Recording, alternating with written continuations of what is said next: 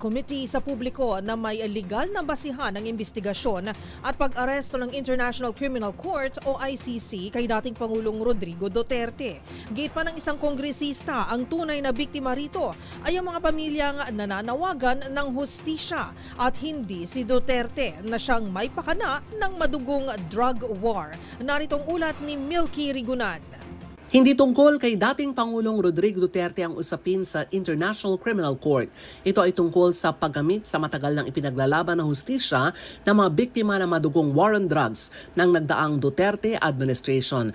Ang House Assistant Majority Leader Z. Alonto Adyong, dapat maunawaan ng publiko na ang pagkilos ng International Criminal Court ay dahil sa mga investigasyon ng paglabag sa karapatang pantao nang si Duterte pa ang dating Pangulo. Sabi ni Adyong, huwag palabasin ng kanyang supporters na biktima dito si Duterte dahil matagal na itong laban ng pamilya ng mga biktima ng tokhang na matagal nang naghahangad ng katarungan.